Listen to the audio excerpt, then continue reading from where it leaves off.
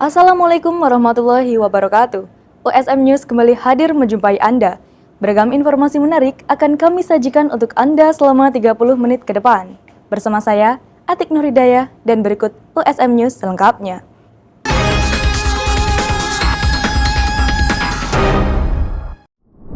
Menjelang pelaksanaan wisuda ke-75, Universitas Semarang memberikan pembekalan kepada ratusan calon wisudawan dari berbagai fakultas. Melalui kegiatan ini, mahasiswa dibekali kesiapan mental, keterampilan, serta wawasan dunia kerja agar mampu bersaing setelah lulus. Sebanyak 260 calon wisudawan Universitas Semarang mengikuti kegiatan pembekalan wisuda ke-75 yang diselenggarakan oleh UCIC pada 6 Februari 2026 di Auditorium Insinyur Wijatmoko. Kegiatan yang mengusung tema Bridging the Gap sebagai upaya menjembatani kesiapan mahasiswa dari dunia kampus menuju dunia kerja ini menghadirkan Direktur Utama PT BPR BKK Jateng, Kusnanto SHMKN, yang memberikan gambaran dunia kerja di sektor perbankan, serta konten kreator sekaligus alumni Universitas Semarang, Thorik Kamaludin Eskom, yang membagikan pengalaman karir dan wirausaha di era digital.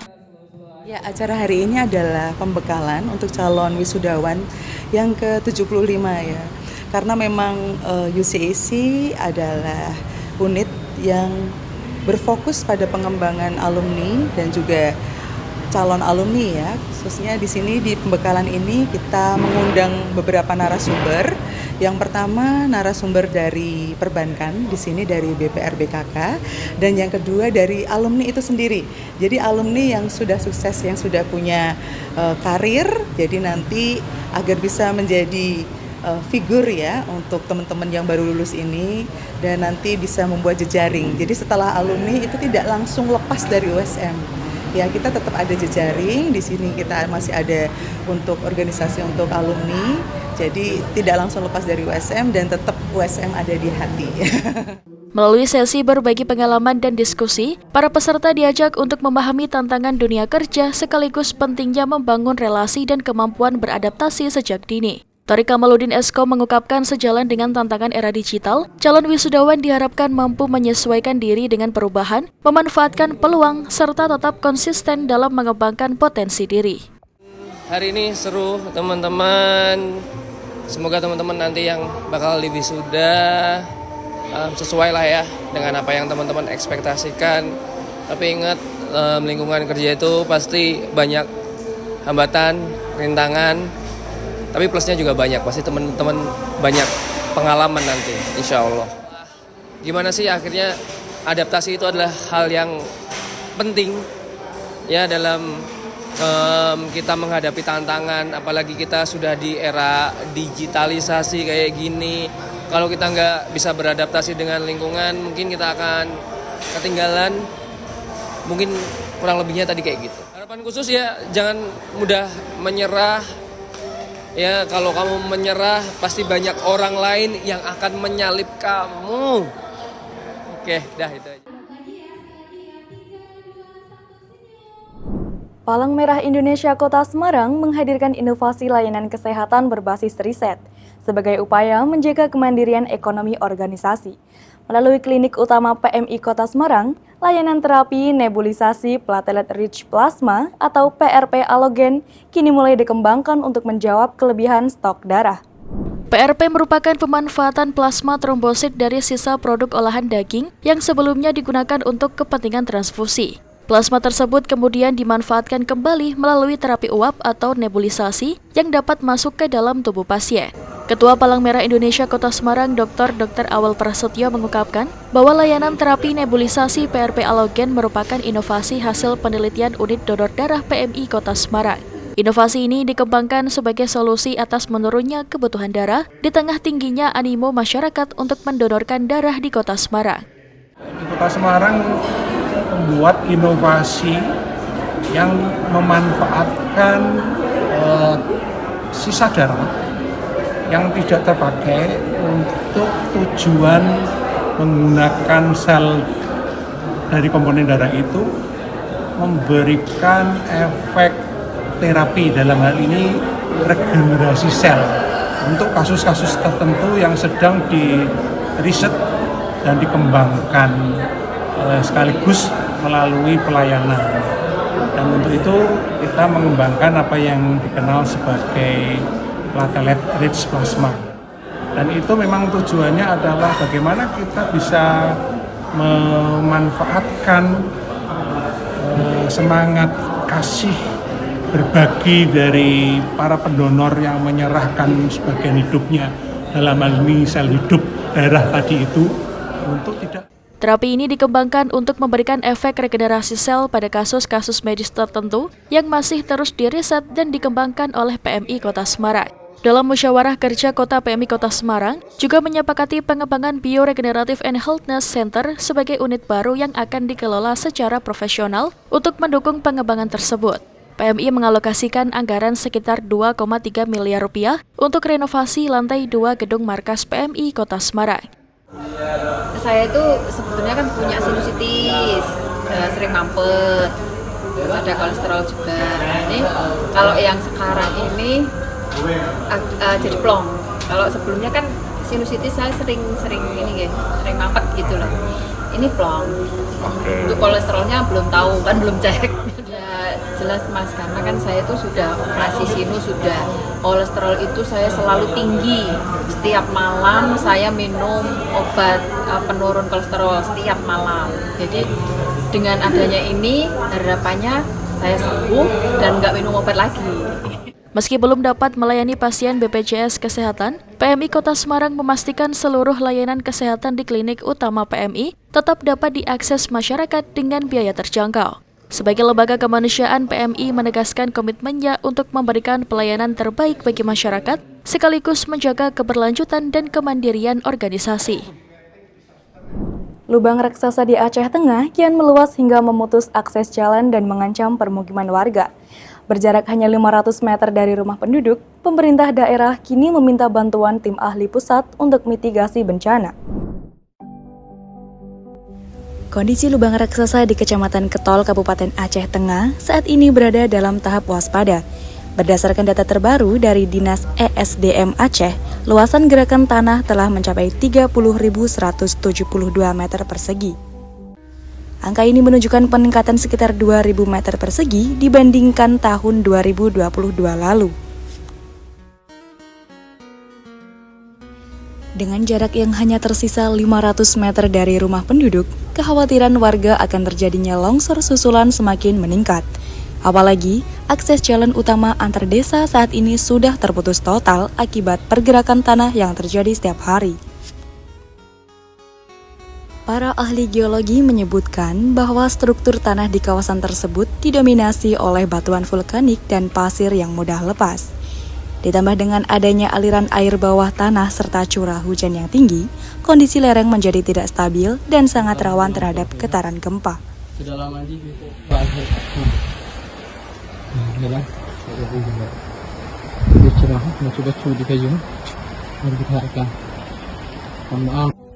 Menyikapi hal ini, pemerintah Kabupaten Aceh Tengah telah menyurati Kementerian ESDM untuk menurunkan tim ahli.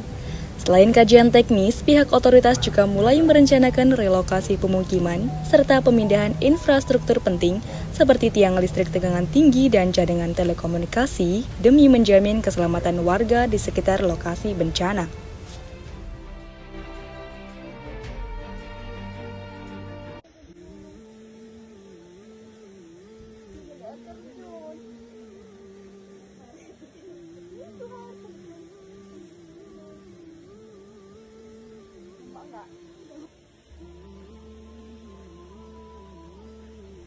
Sebanyak 5 siswa sekolah dasar di daerah Pulong Rambe, Kecamatan Tawang Harjo, Kabupaten Grobogan, mengalami mual dan muntah usai mengonsumsi susu makan bergizi gratis.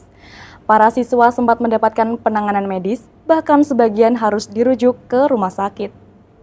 Kasus keracunan program makan bergizi gratis kembali mencuat di Kabupaten Grobogan. Pasca insiden keracunan menu MBG beberapa waktu lalu di Gubuk, peristiwa serupa kembali terjadi di SD Negeri Pulong Rambe 2, Kecamatan Tawang Harjo, Kabupaten Grobogan. Dari sejumlah siswa penerima MBG, 5 diantaranya mengeluhkan mual dan muntah tidak lama setelah minum susu pada MBG. Para siswa yang mengalami keluhan langsung mendapatkan penanganan, 2 siswa diperbolehkan pulang, sementara 3 lainnya dirujuk ke RSUD Dr. Sujati Purwodadi. Para siswa yang mengalami keluhan langsung mendapatkan penanganan, 2 siswa diperbolehkan pulang, sementara 3 lainnya dirujuk ke RSUD Dr. Sujati Purwodadi karena kondisi lemas dan masih mengalami mual muntah. Pemilik SPPG menyebut, susu yang dikonsumsi baru dibeli beberapa hari sebelumnya dan masih jauh dari masa kadaluarsa. Namun demikian, pihaknya tidak menutup kemungkinan adanya kerusakan pada kemasan susu.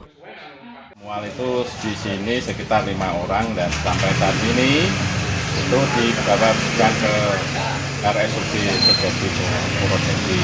Nah, untuk indikasi saya sendiri, kalau melihat gejala tadi habis minum susu, mereknya itu saya sembunyikan, habis itu timbul rasa mual, muntah.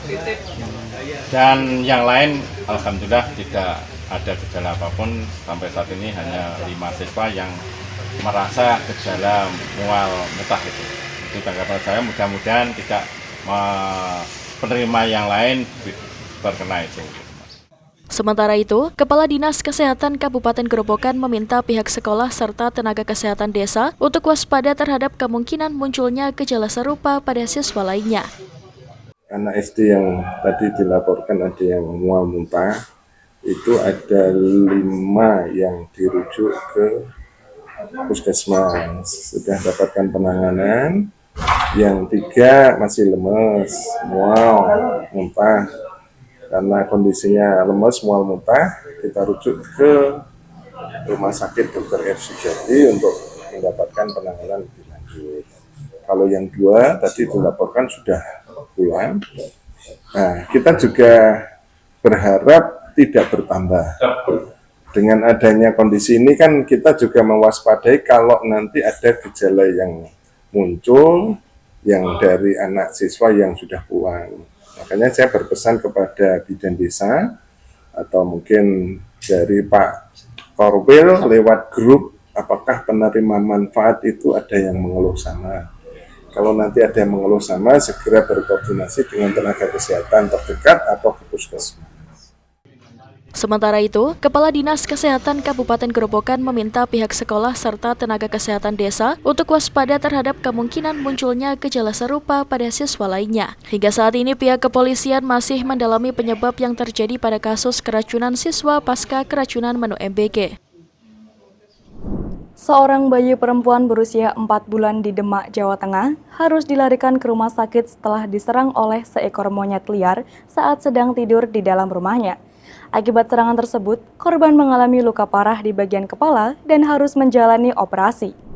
Nasib tragis menimpa seorang bayi perempuan berusia 4 bulan di Dukuh Bedono, Desa Bedono, Kecamatan Sayung, Kabupaten Demak, Jawa Tengah. Bayi malang tersebut diserang seekor monyet liar saat sedang tertidur di dalam rumahnya pada Senin sore. Akibat kejadian itu, korban mengalami luka cukup parah di bagian kepala sehingga harus dilarikan ke RSUD Sunan Kalijaga Demak untuk mendapatkan penanganan medis dan menjalani tindakan operasi. Atik Dina Nasihah, ibu korban, menuturkan peristiwa tersebut terjadi sekitar pukul 15.30 WIB. Saat itu, bayinya tertidur di kamarnya seperti biasa, sementara dirinya pergi ke bagian dapur untuk memasak. Mendengar tangis anaknya, Atik langsung bergegas ke ruang tamu. Ia terkejut mendapati kepala bayinya sudah bersibah darah, serta melihat seekor monyet liar melarikan diri ke arah depan rumah. Akibat serangan monyet tersebut, anaknya mengalami luka parah di bagian kepala dan menjalani operasi di rumah sakit. Atik juga mengatakan, sebelumnya monyet yang diperkirakan berjumlah 3 ekor tersebut juga sering menyerang warga maupun anak-anak di Desa Bedono maupun desa lainnya. Memang tidur, biasanya tidurnya di situ. Terus saya tinggal ke belakang sebentar, anaknya kok nangis. Terus saya keluar, ini sudah darah semua. Terus saya lihat monyetnya itu lari ke depan. Ini kepalanya sampai tulangnya kelihatan, dioperasi kan infeksi. Sebelum ke rumah saya itu katanya ke rumah tetangga saya itu kan anaknya tidur, cuma sudah kelas 6 SD, terus dia bangun lari lewat jendela. Sementara pihak kepolisian Polsek Sayung yang mendapat laporan warga berupaya turun ke lokasi untuk menangkap monyet tersebut. Petugas bahkan sempat memancing hewan itu menggunakan pisang, namun usaha tersebut belum membuahkan hasil karena monyet bergerak lincah dan kabur. Menurut Kapolsek Sayung, kemunculan monyet liar di pemukiman warga Desa Bedono bukan tanpa sebab. Kerusakan ekosistem hutan mangrove di sekitar desa disinyalir menjadi pemicu utama kawanan primata ini turun ke rumah penduduk untuk mencari makan. Kemarin dari laporan masyarakat terkait kejadian monyet liar yang ada di Dukuh Bedono, kemarin kita respon, kita datangi ke sana, kita laksanakan perburuan meskipun belum tertangkap karena monyet liar ini sudah kita tungguin seharian, kemudian kita pancing juga dengan ngasih pisang. Jadi pada saat muncul, begitu kita datangi, rencana kita lumpuhkan supaya tidak meresahkan, namun demikian kabur lagi. Jadi terkait laporan masyarakat tersebut karena sempat melukai anak sekitar 4 bulan. Jadi kalau dari keterangan warga memang tidak ada yang memelihara monyet. Namun demikian di sana di Dukuh Bedono itu ada hutan mangrove. Jadi sebagian hutan itu mengalami kerusakan. Jadi mungkin dari segi ekosistemnya ya. Jadi mereka di hutan itu sudah sedikit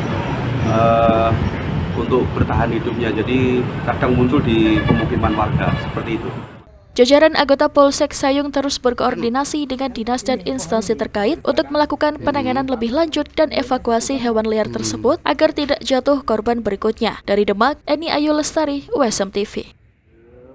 Kasus kekerasan terhadap hewan kembali menjadi perhatian publik setelah sebuah video penendangan kucing di Stadion Kridosono Blora menyebar luas di media sosial. Peristiwa ini tidak hanya memicu kecaman nasional, namun juga membuka kembali diskusi tentang perlindungan hewan di ruang publik. Insiden tersebut terjadi saat aktivitas olahraga pagi di kawasan Stadion Kridosono. Dalam video yang beredar, terlihat seekor kucing yang sedang dibawa berjalan tiba-tiba mendapat tindakan kekerasan dari seorang pria yang melintas. Akibat tindakan tersebut, kucing mengalami kondisi lemas dan akhirnya ditemukan dalam keadaan tidak bernafas tidak jauh dari lokasi kejadian. Kejadian ini langsung mengundang reaksi keras dari masyarakat. Warganet dan komunitas pecinta hewan menilai tindakan itu sebagai bentuk kekerasan yang tidak dapat ditoleransi. Desakan agar aparat bertindak tegas pun menguat di berbagai platform digital. Menindaklanjuti viralnya video tersebut, kepolisian bergerak cepat dengan melakukan pemeriksaan terhadap terduga pelaku. Terlapor diketahui merupakan warga Blora yang saat ini telah berstatus pensiunan. Hingga saat ini, penyidik masih mendalami motif di balik tindakan kekerasan terhadap hewan tersebut. Sejumlah saksi termasuk pemilik kucing juga telah dimintai keterangan. Dalam kasus ini, pelaku terancam jeratan hukum pidana sesuai ketentuan perundangan yang mengatur tentang kejahatan terhadap hewan. Ancaman hukuman meliputi pidana penjara maupun denda. Kepolisian menegaskan komitmen untuk menangani perkara ini secara profesional. Diharapkan penanganan kasus ini dapat menjadi efek jera serta pengingat bagi masyarakat agar lebih menghormati kehidupan hewan di ruang publik. Kepolisian khususnya Polda Jawa Tengah dan Polres Blora sudah memonitor melihat video viral tersebut berkaitan dengan adanya seekor kucing yang ditendang oleh oknum masyarakat. Kurang lebih kejadian itu tanggal 24 Januari yang lalu. Dan saat ini pihak kepolisian khususnya dari Polres Blora sudah melakukan investigasi untuk melakukan pemeriksaan terhadap owner, pemilik kucing dan oknum masyarakat yang diduga selaku penendang kucing tersebut. Untuk keterangan sementara ini dari pemilik atau ownernya, kucing tersebut setelah kejadian ditendang tersebut 5 atau seminggu kemudian lemas dan meninggalkan rumah dan ditemukan sudah meninggal dunia di sekitar rumah dari owner tersebut. Dan kami dari pihak kepolisian akan serius menangani ini semua dan kita turut prihatin terhadap peristiwa tersebut dan diharapkan ini tidak terjadi dan terulang kembali. Hana Nurifal melaporkan dari kota Semarang, Jawa Tengah. Pemirsa, mulai berbisnis distribusi roti dan kue kering sejak 2005, Geliga Purnama Diaspora Indonesia di Woodbridge, Virginia, melayani distribusi ke 21 toko roti dan 14 toko kue di 5 wilayah rute. Bisnis yang nampaknya sederhana, menurut Geliga memerlukan kerja keras karena waktu kerjanya sejak dini hari. Informasi ini sekaligus menutup perjumpaan kita hari ini. Saksikan terus USM News hanya di USM TV. Saya Atik Nurhidayah dan seluruh kru yang bertugas pamit undur diri. Terima kasih. Wassalamualaikum warahmatullahi wabarakatuh. Roti-roti yang udah mau kadaluarsa itu kita taruh di depan itu.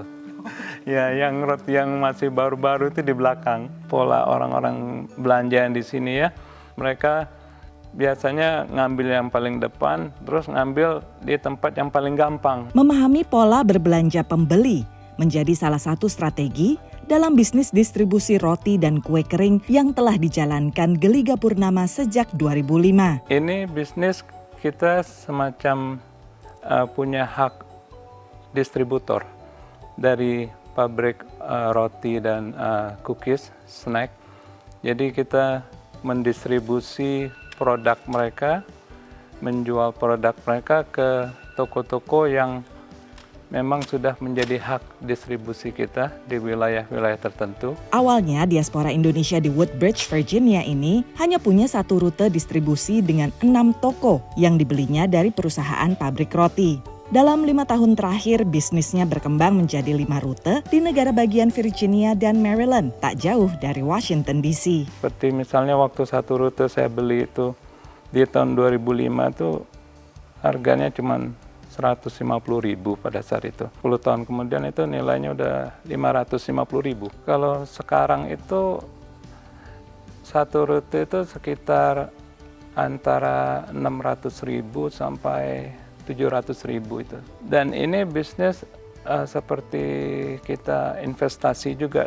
Di samping kita memang setiap minggu kita mendapatkan penghasilan, kita juga itu nilai dari rute kita itu akan semakin bertambah karena setiap tahun itu penjualan kita kan akan terus meningkat. Bersama 4 karyawannya, Geliga melayani distribusi ke 21 toko roti dan 14 toko kue kering.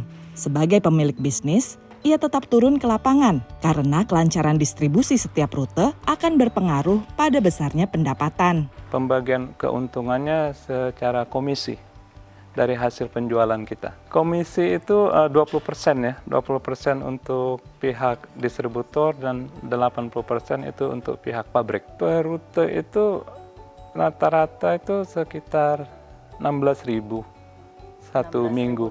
$16.000 ya satu minggu. Dan kita dapat 20%. Sementara roti dan kue kering yang tak terjual di toko lantas disumbangkan oleh Geliga ke gereja, bank makanan, dan berbagai komunitas serta kelompok pengajian.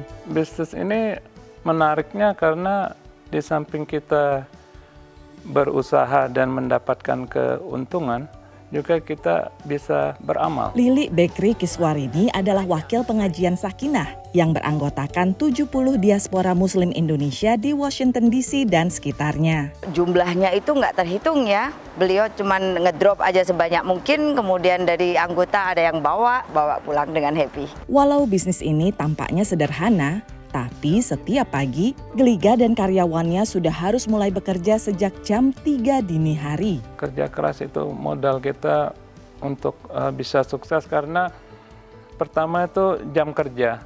Jam kerja kita ini orang lagi tidur kita udah di jalan. Kadang itu hujan, kadang itu snow itu kan, dan kita tetap harus mendelivery semua produk kita. Namun Abdain Wicaksono, diaspora Indonesia yang sudah 3 tahun bekerja untuk perusahaan Geliga, suka pekerjaan ini. Alhamdulillah, ya jadi bosnya Geliga kayak family lah itu juga ya, jadi semuanya baik, lancar aja gitu. Ya senang aja gitu dengan kerjaannya. Saat ini ada sekitar 50 jenis roti dan 60 jenis kue kering yang didistribusikan oleh perusahaan Geliga. Dari Chantilly, Virginia, Aryatno Budianto, Dania Iman, Nia Iman Santoso, VOA.